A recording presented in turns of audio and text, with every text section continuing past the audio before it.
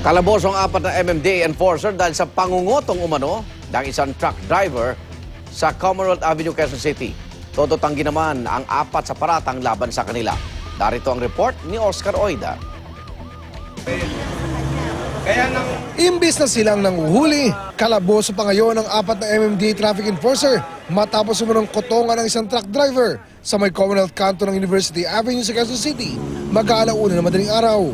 Harap-harapang itinuro ng driver na si George Basubas ang traffic enforcer na si Ed Corilla na umunay kumuha ng 200 piso niya. Bagay na mari namang itinanggi ni Corilla. Palagi kami nagbibigay. Dito, Oo. sila rin ba yun? Hindi ko naman, siya lang ngayon lang ko nakita na siya. Huwag kayong magbintang sir na ano. Kasi Ang laking mata ko, nakita ko. Ikaw nabutan ng pera, 200. Gawin mo pang tatlo kami, sabi mo pa eh. Deny to death din ang 3 kasamahang enforcer. Anila, nadamay lang daw sila. Tsaka yung pera na yan, sir, actually, sa isang tao nakuha lang yan, hindi sa amin nakuha. Pero ayon sa complainant, kitang-kita raw ng 3 habang kinokotongan siya ni Corilla. wala yung mention. Siguro bahala na pulis doon sa pag-iimbestiga.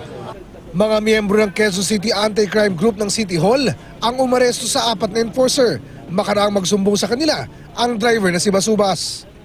Anila, hindi itong kauna-unang pagkakataon na may natanggap silang ganitong klase ng reklamo. Yes, ang dami ng previous complaint. Modus operandi talaga nila yun dyan. Yung mga truck na nanggagaling sa may UP, inaharang nila, tapos inihingian na nila. Itinurn over na sa Quezon City Police ang 4 na enforcer para sampahan ng kaukulang reklamo. Ito ng balita sa Quezon City, Oscar Oida reporting.